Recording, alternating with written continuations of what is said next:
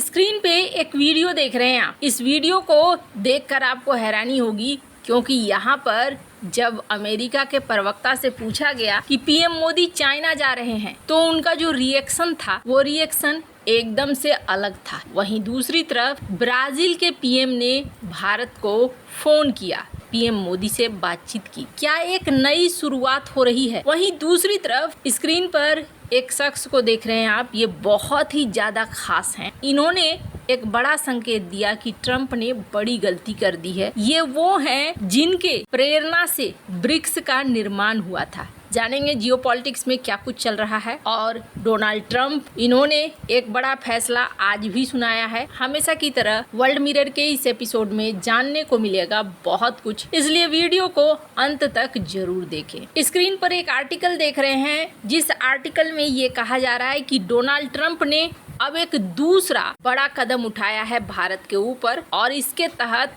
Trump Bharat के साथ अब व्यापार वार्ताओं को रोक रहे हैं। इसका मतलब ये हो गया कि व्यापार वार्ता फिलहाल के लिए तो नहीं हो रही है। अब 24 को दोनों देशों के बीच में वार्ता होती है या नहीं होती है, ये आने वाले समय में पता चलेगा। डोनाल्ड ट्रंप के लिए ऐसा है कि उनकी कही गई बात पत्थर की लकीर होती नहीं है। अक्सर ये देखने को मिला है कि डोनाल्ड ट्रंप कुछ दिनों बाद अपनी ही कही गई चीजों से पलटते हुए भी दिखे हैं। तो ऐसे में माना जा रहा है कि भविष्य की बात भविष्य में है, पर फिलहाल के लिए डोनाल्ड ट्रंप ने व्यापार वार्ता को रोकने की बात कही है। अब अगर बात करें ना कि क्या ये सब कुछ तेल की वजह से हो रहा है, तो एक्सपर्ट क्या कह रहे हैं। स्क्रीन पर ब्रह्मचेलानी का एक ट्वीट देख सकते हैं।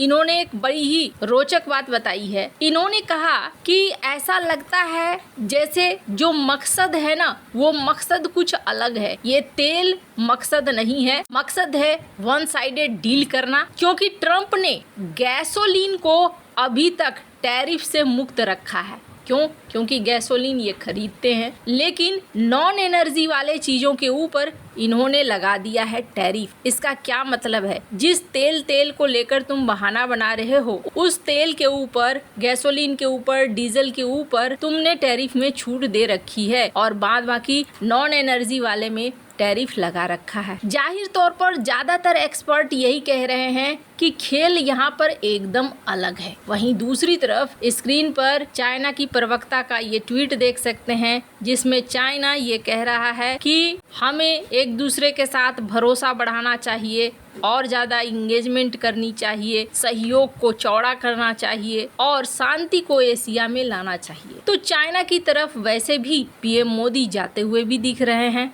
यही सवाल अमेरिका से पूछा भी गया, तो अमेरिका का क्या रिएक्शन था, मैं चाहती हूँ कि इस रिएक्शन को जरा सुने आप। Very clear in terms of the concerns he has regarding the trade imbalance, regarding the concerns he has when it comes to the purchase of Russian oil. He's soon to take action directly on that, and I refer you to the president's comments for that.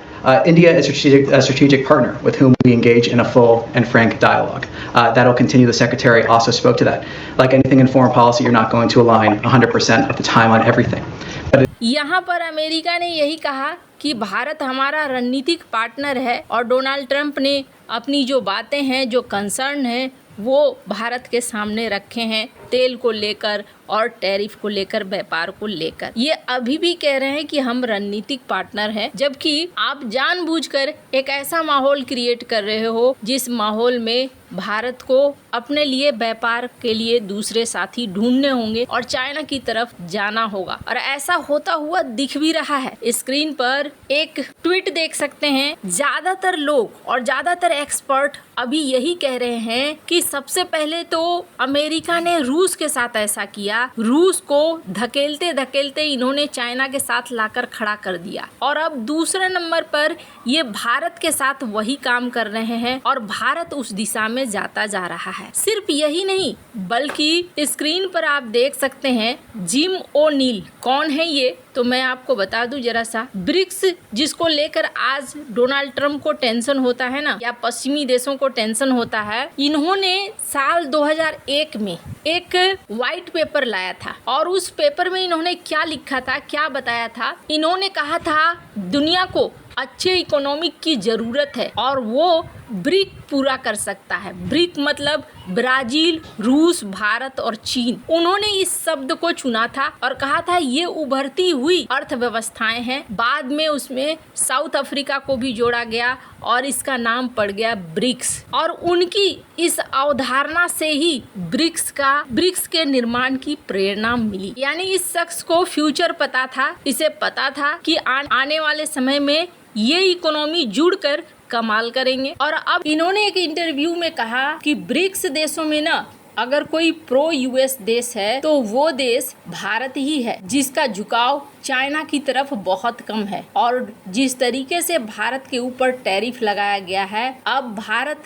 अपनी position पर फिर से पुनर्विचार शुरू कर सकता है। आखिरी चीज है जो अमेरिका नहीं चाहेगा कि भारत और चीन में दोस्ती हो जाए, और उसी तरफ अब धकेला जा रहा है। हालांकि ओनील मानते हैं कि ये सिर्फ एक रणनीति है, एक पूर्ण व्यापार युद्ध की शुरुआत नहीं है। कुछ समय बाद चीजें हो सकता है हल हो जाए और सिर्फ ये एक दबाव बनाने की रणनीति हो। फिर भी उन्होंने इस कदम को जोखिम भरा बताया और इन्होंने कहा कि भारत अमेरिका का एक रणनीतिक साझेदार था और इस प्रक्रिया के बाद अब भारत अमेरिका से अलग हो सकता है। अब एक दौर दिखना शुरू भी हो चुका है। स्क्रीन पर एक आर्टिकल देख सकते हैं मूडी का, रॉयटर्स ने इसे छापा है। मूडी का कहना है भारत के मैन्युफैक्चरिंग पर असर पड़ सकता है। वो तो कोई भी अगर एक बड़ा पार्टनर पीछे खिसकेगा तो कुछ न कुछ असर तो पड़ेगा ही, लेकिन नए पार्टनर भारत को सर्च करने होंगे जहां भारत व्यापार कर सके। अब इस बीच नए लोग जुड़ भी रहे हैं। ब्राजील के पीएम ने कहा था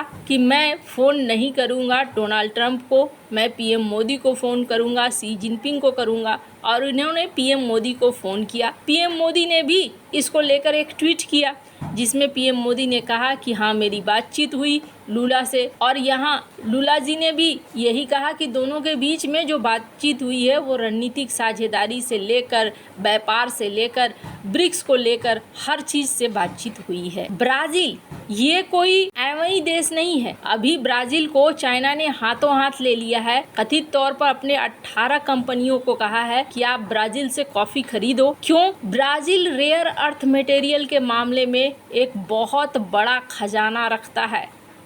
इस मैप को अगर देखें, चाइना, रूस, Canada, Iraq, Iran, Saudi, Brazil, Venezuela, Australia, इन सब के पास अपने अपने अलग खजाने हैं।